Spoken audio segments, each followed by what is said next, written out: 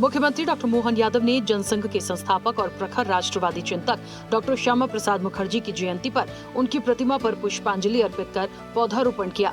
मुख्यमंत्री ने कहा कि डॉक्टर मुखर्जी के एक देश एक विधान एक निशान एक प्रधान के संकल्प को साकार करने की दिशा में मध्य प्रदेश सरकार निरंतर कार्य कर रही है।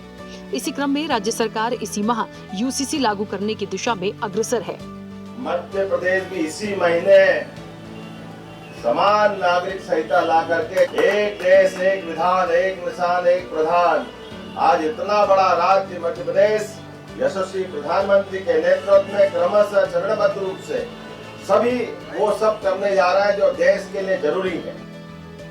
मुख्यमंत्री डॉक्टर मोहन यादव ने कहा कि राष्ट्र हित को सर्वोपरि रखते हुए डॉक्टर श्यामा प्रसाद मुखर्जी ने जनसेवा का आदर्श प्रस्तुत किया।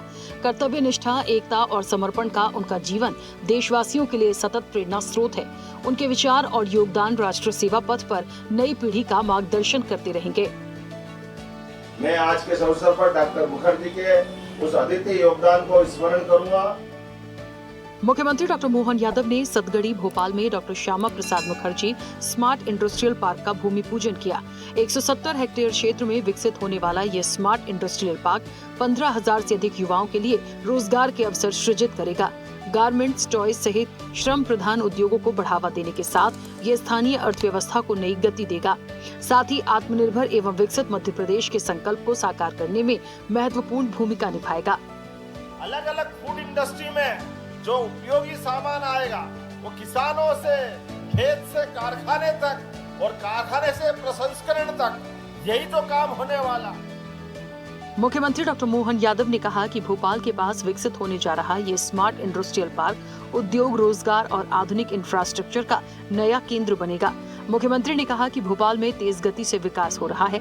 इसी क्रम में अब यहाँ प्रदेश का सबसे बड़ा कन्वेंशन सेंटर स्थापित किया जाएगा। भोपाल औद्योगिक विकास के नए केंद्र के रूप में उभरेगा, जहाँ उद्योगों के विस्तार के साथ युवाओं के लिए रोजगार के नए अवसर तैयार होंगे। भोपाल का नया इतिहास बन रहा है। भोपाल रोजगार देने वालों लोगों का नगर बन रहा है।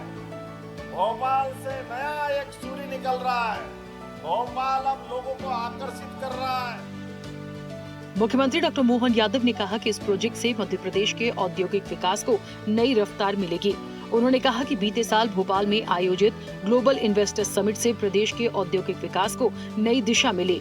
इस समिट के माध्यम से 30 लाख करोड़ से अधिक के निवेश प्रस्ताव प्राप्त हुए, जिनमें से 10 लाख करोड़ का निवेश अब धरातल पर उतर चुका है। उस समय होने वाले 30 लाख करोड़ के इन्वेस्टमेंट से 10 लाख करोड़ के इन्वेस्टमेंट जमीन पे उतर गया। जोरदार अपना अभिनंदन करें, ये हमारा अपना है। केंद्रीय कृषि एवं किसान कल्याण मंत्री शिवराज सिंह चौहान ने भोपाल स्थित मुख्यमंत्री निवास पहुंचकर मुख्यमंत्री डॉक्टर मोहन यादव से मुलाकात की। दोनों नेताओं के बीच इस महत्वपूर्ण मुलाकात के दौरान मध्य प्रदेश में कृषि विकास, किसानों की उन्नति और केंद्र राज्य समन्वय से जुड़ी कई कल्याणकारी योजनाओं पर विस्तृत चर्चा हुई। मुख्यमंत्री डॉक्टर मोहन यादव से कुवैत की अग्रणी मत्स्य कंपनी जबेदी अल कुवैत फिशरीज कंपनी एवं कामदार्स केयर इंदौर के बीच मध्य प्रदेश में 7,430 करोड़ के निवेश तथा बाय बैंक एग्रीमेंट पर हस्ताक्षर किए गए। ये महत्वपूर्ण समझौता मध्य प्रदेश एकीकृत मत्स्योद्योग नीति 2026 के अंतर्गत हुआ है। इसके तहत इंदिरा सागर, बरगी, बाणसागर एवं बारना जलाशयों में केस कल्चर सहित बैकवर्ड एवं फॉरवर्ड लिंकेज आधारित आधुनिक मत्स्य अवसंरचना का विकास किया जाएगा। मुख्यमंत्री डॉक्टर मोहन यादव ने स्वतंत्रता संग्राम सेनानी और पूर्व उप मुख्यमंत्री बाबू जगजीवन राम की पुण्यतिथि पर श्रद्धांजलि अर्पित की। मुख्यमंत्री डॉक्टर मोहन यादव ने कहा कि समाज के वंचित और कमजोर वर्गों के उत्थान के लिए बाबू जगजीवन राम का योगदान प्रेरणादायक है।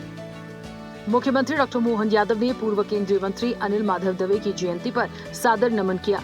कहा कि श्रद्धेय दवे जी का जीवन राष्ट्र सेवा, सादगी, पर्यावरण संरक्षण और जन कल्याण के प्रति समर्पण का अनुकरणीय अध्याय है।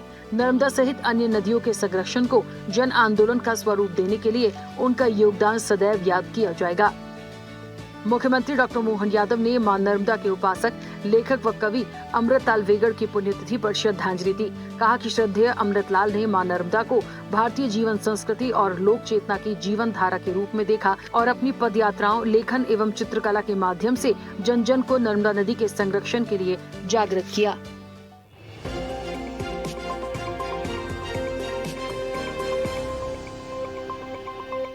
और ऐसी ही ताजा खबरों के लिए लाइक, फॉलो और यूट्यूब पर सब्सक्राइब कर बेल आइकन जरूर दबाइए और हर अपडेट के लिए विजिट कीजिए स्वदेशलाइव.com।